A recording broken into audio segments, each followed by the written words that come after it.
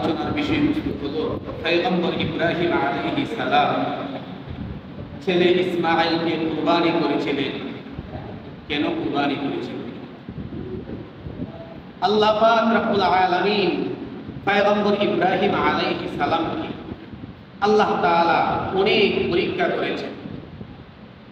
আল্লাহর বন্ধু, আল্লাহর খলিল পয়গম্বর ইব্রাহিম আলাইহিস সালামকে আল্লাহ তাআলা যত পরীক্ষা করেছেন, যত কঠিন পরীক্ষায় করেছেন, সমস্ত কঠিন থেকে কঠিন পরীক্ষার মধ্যে পয়গম্বর ইব্রাহিম আলাইহিস সালাম পাস করছেন। এই জন্য আল্লাহ তাআলা আল্লাহর পয়গম্বর হযরত ইব্রাহিম আলাইহিস সালামকে আল্লাহ খলিল উপাধিতে ভূষিত করেছেন। বলেন সুবহানাল্লাহ। খলিল শব্দের অর্থ বন্ধু। শুধু বন্ধুই নয়, নিকটের বন্ধু, আত্মার বন্ধু, কাছের বন্ধু, সর্বপ্রকারের সব সহযোগিতার বন্ধু। বলেন সুবহানাল্লাহ।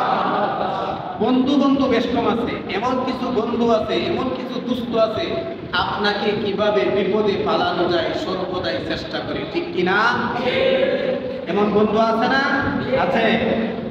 কিন্তু পয়গম্বর ইব্রাহিম আলাইহিস সালাম আল্লাহ তাআলার এত কাছের বন্ধু ছিলেন, কোনদিন পয়গম্বর ইব্রাহিম আলাইহিস সালামকে আল্লাহ তাআলা বিপদে পালানোর জন্য পরীক্ষা দেন নাই। এমন পরীক্ষা দিয়েছেন যে পরীক্ষার মধ্যে পয়গম্বর ইব্রাহিম আলাইহিস সালাম সফলতা অর্জন করতে পারবে এবং আল্লাহ তাআলার নৈকট্য অর্জন করতে পারবে, আল্লাহ তাআলার কাছের বন্ধু হইতে পারবে। আর সমস্ত পরীক্ষার মধ্যে পয়গম্বর ইব্রাহিম আলাইহিস সালাম পাস করছে, সফলতা অর্জন করছে। ফলে আল্লাহ তাআলা পৃথিবীর সমস্ত মানুষকে জানায় দিয়েছেন, হে বিশ্বের সমস্ত মানুষ শুনো, পয়গম্বর ইব্রাহিম আলাইহিস সালাম শুধু আমার বন্ধুই না, আমার এমন বন্ধু, সে আমার আত্মার বন্ধু, সে আমার কাছের বন্ধু, সে আমার সর্বপ্রকার, সে আমার নিকটের বন্ধু, আমার সমস্ত আত্মা এবং দেহের সমস্ত কিছুর বন্ধু ছিলেন পয়গম্বর ইব্রাহিম আলাইহিস সালাম। বলেন সুবহানাল্লাহ। এই জন্য আমি তাকে খলিল উপাধিতে ভূষিত করেছি। খলিল উপাধিতে কি করেছি? ভূষিত করেছি। তো পয়গম্বর ইব্রাহিম আলাইহিস সালামকে আল্লাহ তাআলা কঠিন থেকে কঠিন পরীক্ষা দিয়েছেন, আর সমস্ত পরীক্ষার মধ্যে পয়গম্বর ইব্রাহিম আলাইহিস সালাম পাস করছেন। সমস্ত পরীক্ষার মধ্যে ইব্রাহিম আলাইহিস সালাম কি করছেন? সফলতা অর্জন করছেন।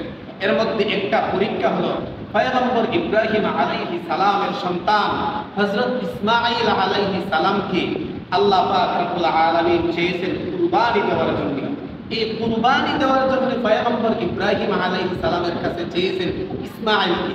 এই কঠিন পরীক্ষা, এমন পরীক্ষার মধ্যেও সফলতা অর্জন করেছেন। বলেন সুবহানাল্লাহ।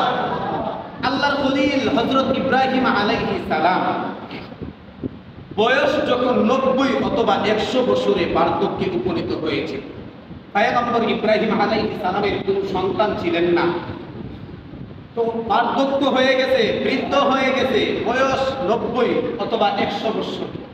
এই 90 অথবা 100 বছর বয়সে পয়গম্বর ইব্রাহিম আলাইহিস সালামের অন্তরে জাগ্রত হয়ে গেল যে পয়গম্বর ইব্রাহিম আলাইহিস সালামের একজন সন্তানের প্রয়োজন, একজন সন্তানের প্রয়োজন।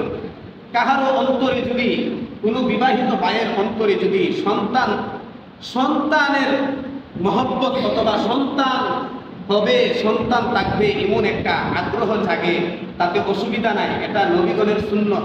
কারণ নবীদের অন্তরেও সন্তান হওয়ার আগ্রহ জাগত, যে আমি বিবাহ করেছি, আমার যদি একটা সন্তান হইতো, আমার যদি একটা ছেলে হইতো, একটা মেয়ে হইতো, কতই না ভালো হইতো। এমন আগ্রহ জাগত নবীগণেরও।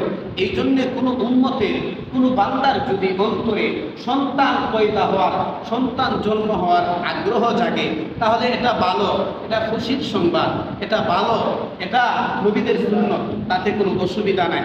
তো পয়গম্বর ইব্রাহিম আলাইহিস সালামের বয়স 90 অথবা 100 বছর। আল্লাহর কাছে সন্তান চাইলেন। রব্বুল আলামিন, ওগো আল্লাহ, আপনি আমাকে একটা সৎ সন্তান দান করেন। কি সন্তান? সৎ সন্তান।